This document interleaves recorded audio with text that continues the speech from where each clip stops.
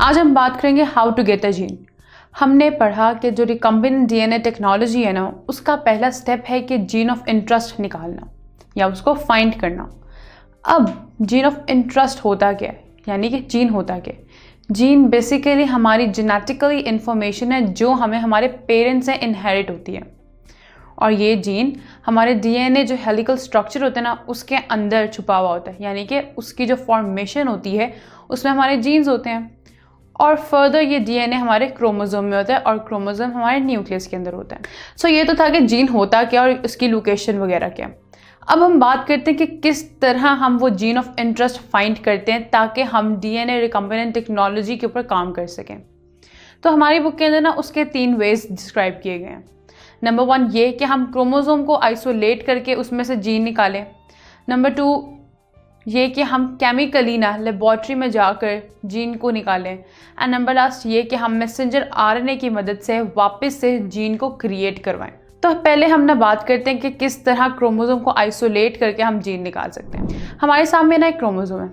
अगर हम इस क्रोमोसोम को थोड़ा सा जूम करें तो हम इसके अंदर ये प्रोटीन देख सकते हैं, और देखें तो इस प्रोटीन के ऊपर ना हमें ये डीएनए का स्ट्रक्चर देखने को मिल रहा है जिसको इस प्रोटीन ने कवर किया हुआ है। एक वक्त के लिए अगर हम इस प्रोटीन को निकाल देना तो हम सिर्फ और सिर्फ ये डीएनए का स्ट्रक्चर देख सकते हैं। डीएनए का स्ट्रक्चर हमें पता है कि डबल हेलिक्स स्ट्रक्चर होता है। इस डबल हेलिक्स स्ट्रक्चर में ना जहाँ भी हमारी बॉडी को फील हो, हमारे जो सेल्स हैं उनको फील हो कि वहाँ पे जीन की कमी है या वहाँ पे कोई जीन मिसिंग है, तो क्या करेंगे, ये वहाँ पे जाएंगे और वहाँ पर जाकर हमारा ये आरएनए पॉलीमरेज एंजाइम लगा देंगे। ये आरएनए पॉलीमरेज एंजाइम क्या करता है, ये बेसिकली ना हमारे वो जो डबल हेलिक्स स्ट्रक्चर होता है ना उसको एक्सपैंड कर देगा और उन स्ट्रैंड्स को अलग अलग कर देगा। जब ये स्ट्रैंड्स अलग हो जाएंगे तो क्या होगा कि जो साइट जहाँ पर जीन की कमी देखने को मिल रही है या जहाँ पर हम डुप्लीकेशन चाह रहे हैं जीन की, वहाँ पर आकर एक प्राइमर अटैच हो जाएगा।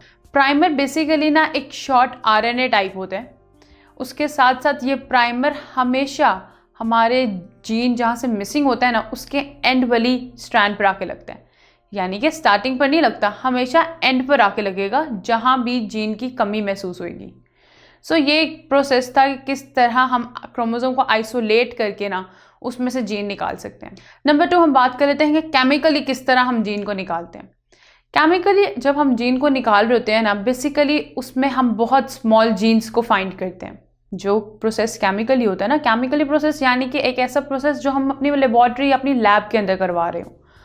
यानी कि अगर एडेनिन है तो एक टेस्ट ट्यूब लेंगे, उसके अंदर केमिकल्स डालेंगे, जीन्स डालेंगे और क्या करेंगे, एडेनिन की फर्दर और डिविजन्स बना देंगे और अपनी मर्जी से ना उस न्यूक्लियोटाइड को, यानी जो कोडोन क्रिएट होगा उसके ऊपर अपनी मर्जी का एंटी कोडोन लगाकर एक डिफरेंट जीन क्रिएट कर लेंगे। सो इस तरह क्या होता है, इस तरह हम केमिकली ना जीन को सिंथेसाइज करवा लेते हैं। नंबर लास्ट क्या है, नंबर लास्ट बेसिकली हमारे मैसेंजर आरएनए से ना जीन की फॉर्मेशन करवाना। हमने पिछले कुछ लेक्चर्स में पढ़ा कि डीएनए से क्या होता है, एमआरएनए हम बनाते हैं, यानी कि आरएनए की फॉर्मेशन करवाते हैं, और इस प्रोसेस को हम ट्रांसक्रिप्शन का नाम देते हैं। तो इस प्रोसेस में बेसिकली क्या होगा कि उस मैसेंजर आरएनए की मदद से ना हम वापस से अपना डीएनए बनाएंगे, और डीएनए हमारा होता ही जीन है, तो उधर से क्या करेंगे, हम जीन को कलेक्ट कर लेंगे।